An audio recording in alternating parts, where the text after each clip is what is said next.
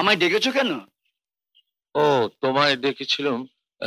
Doctor, তোমার ড্রাইভারকে একটু বলে দিও ওদের যেন গাড়ি করে স্টেশনে পৌঁছে দিয়ে আসে। ও, এই কথা। এটা নিয়ে তুমি ভেবো না, আমি আগেই ভেবে রেখেছি। ভাববি তো, সুরজিৎ কি শুধু আমার একার ছেলে? ওকে কি তুমি কম ভালোবাসো? বাহ, দেখো ডাক্তার, দেখো আমার মাকে কি সুন্দর মানিয়েছে, যেন সাক্ষাৎ মা লক্ষ্মী এসে আমার ঘরে দাঁড়িয়েছে।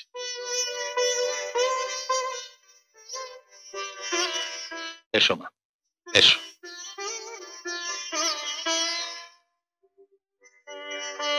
থাক থাক মা, থাক, সুখে থাকো। থাক থাক মা, সুখে থাকো।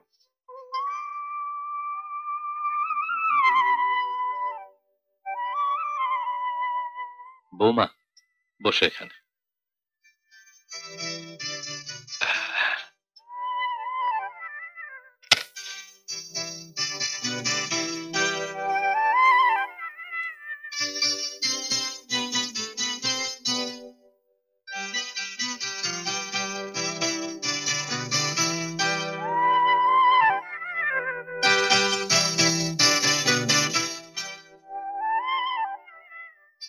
এ কি বৌমা, আজ শুভ দিনে তোমার চোখে জল কেন মা?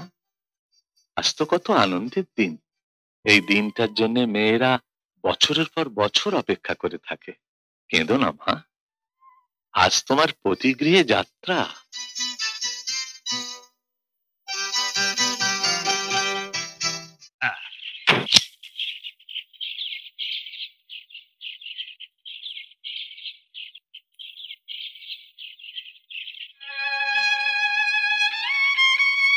থাক থাক মা, থাক, সুখে থাকো, সুখে থাকো। এসো বাবা, এসো।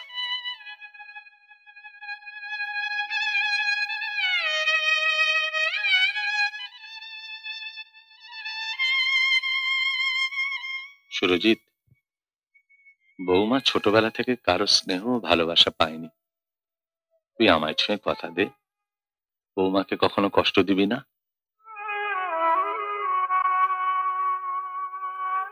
কথা দিলাম বাবা, জ্ঞান তো আমি ওকে কোনো কষ্টই দেব না।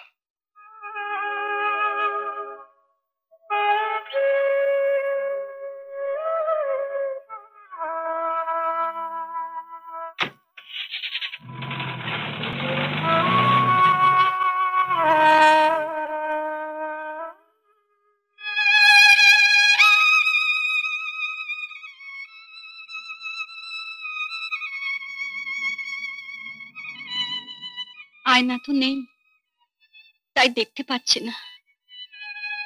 এই শাড়িটা দিয়ে চন্দনের টিপগুলো একটু মুছে দিন না। আমি মুছতাম, কিন্তু ভাগ্যকে আমার বিশ্বাস নেই। চন্দনের টিপ মুছতে গিয়ে যদি সিঁদুরটা মুছে যায়। এ কাজ আমাকে দিয়ে কেন করাতে চাইছো লোকে? আমার দ্বারা সম্ভব না। আপনার জীবন থেকে আমার অধিকারটা কেমন অক্লেশে মুছে দিতে পারলেন, আর এই চন্দনের টিপগুলো মুছে দিতে পারবেন না? বুড়ো মানুষটা কত কষ্ট করে অসুস্থ শরীর নিয়ে নিজের হাতে চন্দন বেটে আমায় পরিয়ে দিলেন।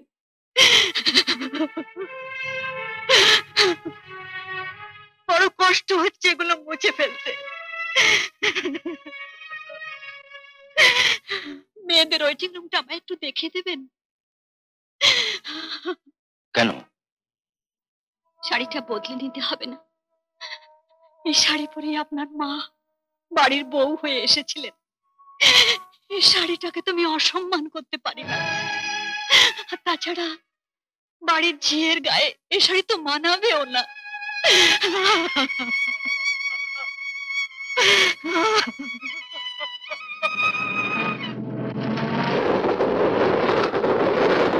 আচ্ছা, তোমাদের মধ্যে কি কোনো ঝগড়া হয়েছিল? না। তাহলে হঠাৎ করে তোমার স্বামী তোমায় ছেড়ে চলে গেল কেন? জানি না। খোঁজ নিয়ে দেখো তোমাকে বিয়ে করার আগে আর একটা বিয়ে করেছিল কিনা।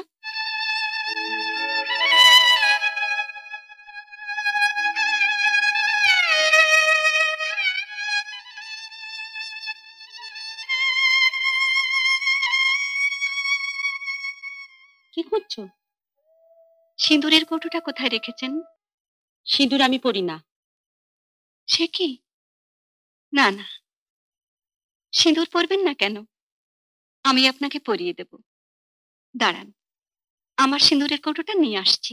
না, সিঁদুর তো পরবই না, তার উপর তোমার কৌটো সিঁদুর, যা পরে তুমি তোমার স্বামীকে হারিয়েছো। দোষটা সিঁদুরের নয় দিদি, দোষটা আমার কপালের।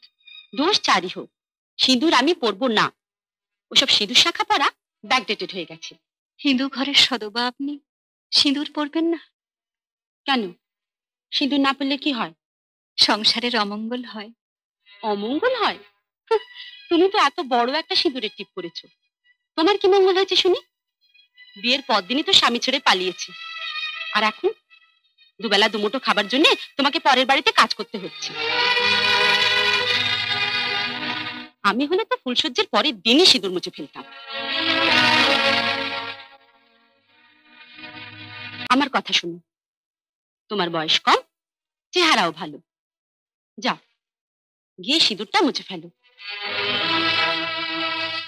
কারো নজরে পড়লে তোমার ভাগ্যটা ফিরে যেতেও পারে।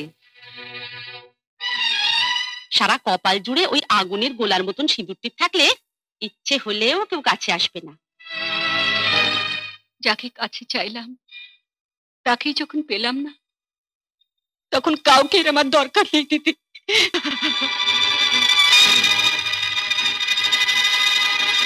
শুনলে তো সব, এই দিক নেই ও দিক আছে, মুখে কেমন চাটাং চাটাং কথা।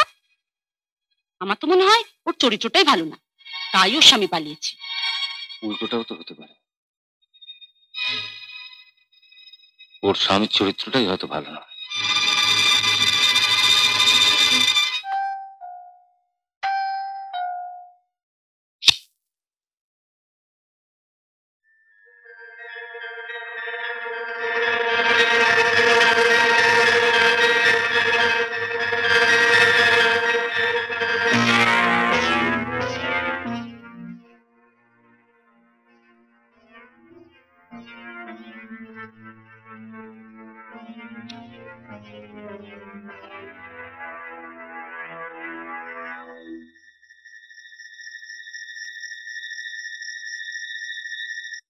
মৌ, এসো। এত দেরি করলে কেন? কত লোককে নিমন্ত্রণ করতে হবে জানো না? আরে আগে জানলে তো ভোরবেলা চলে আসতাম। কেন? তুমি তো কাল বললাম রবিবারে আমাদের বিয়ের পার্টি দেব, আজ সবাইকে নিমন্ত্রণ করতে বেরোবো। আহা, তা তো বলেছো, কিন্তু সুরজিৎ তো বলেনি যেমন সুন্দর একটি কাজের মেয়ে নিয়ে আসবে।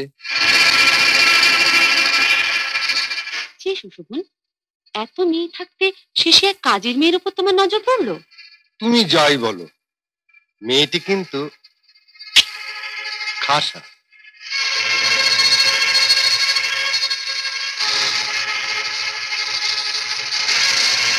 চল না সুরজিৎ, মৌ তো বলছিল হনিমুনে যাবে, ঘুরে আসা যাক।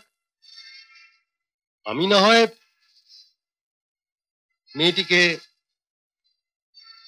পার্টনার করে নিয়ে যাবো। ডোন্ট বি সিলি, এসব আমি পছন্দ করি না। ও না হয় একটু ঠাট্টাই করেছে, তাতে তোমার এত চটে ওঠার কি আছে?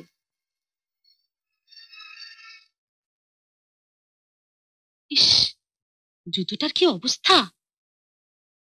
লক্ষ্মী, লক্ষ্মী, ওকে ডাকছো কেন? জুতোটা একটু মুছে দেবে।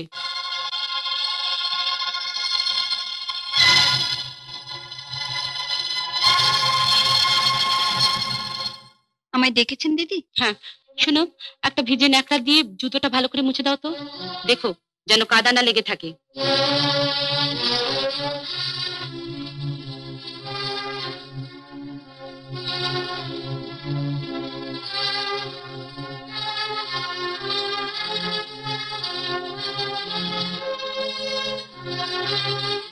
চিমু, ভদ্রঘরের মেয়ে বিপদে পড়ে না হয় আমাদের এখানে কাজের জন্য এসছে, তাকে দিয়ে তুমি জুতো সব করাচ্ছ? কেন, এতে ওর জাত যাবে নাকি?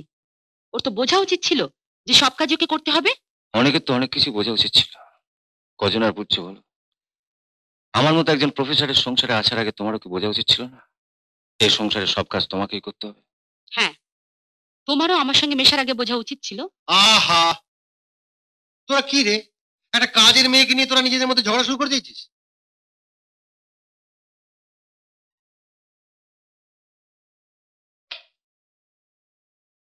আপনি শুধু শুধু দিদির উপর রাগ করছেন। উনি দয়া করে আমাকে এখানে থাকতে না দিলে কোথায় যেতাম বলুন? আপনি কোনো সংকোচ করবেন না দিদি। এখানে থাকা খাওয়ার বিনিময়ে আপনি আমাকে যা করতে বলবেন আমি তাই করব।